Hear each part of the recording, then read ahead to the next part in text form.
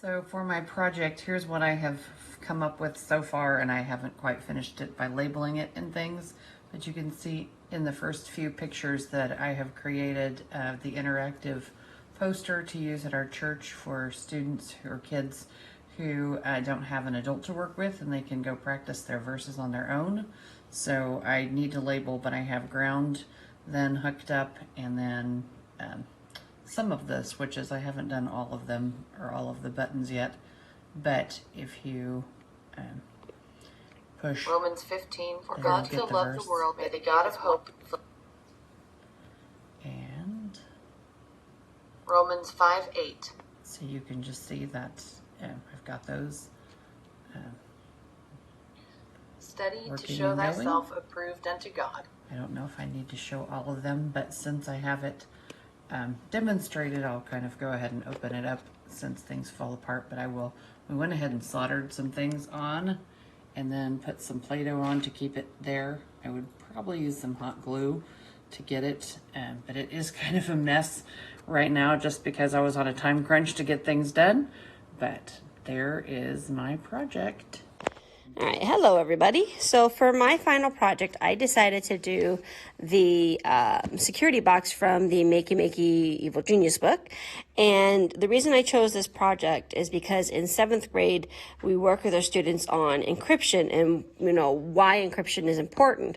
And so I felt that this would be a really great way to give students a very physical, hands-on look at when it kind of comes to code breaking, which is the reason why we encrypt, is to keep our stuff from being broken into. And so I've got it all hooked up on the inside. I went ahead following Colleen's example in the book, got everything all hooked up in here and labeled. And then I did start the program to write up in here.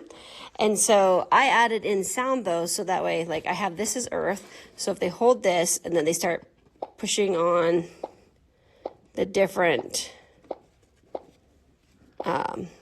brads, it makes a sound so that way they can know if they're actually pushing in a code or not.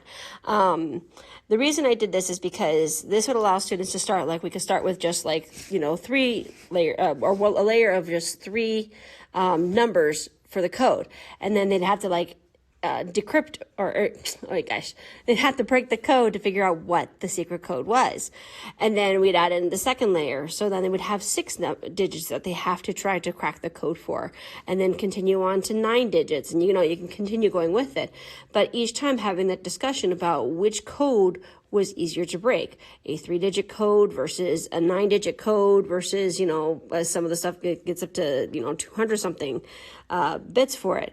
And so just getting the kids to see that the reason that we encrypt the way we do is so that and use larger codes for it is to make it more difficult to actually crack the code.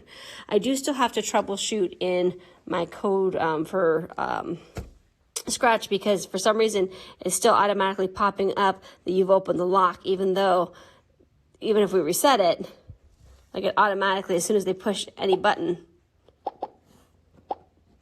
Oh, go figure, now it's actually working. Before it would automatically pop up the button. So I think this would be a really great start for the kids to really understand why we encrypt the way we do, what's the purpose behind it, and how they can do it, even if it's on just a basic level, to get started with it.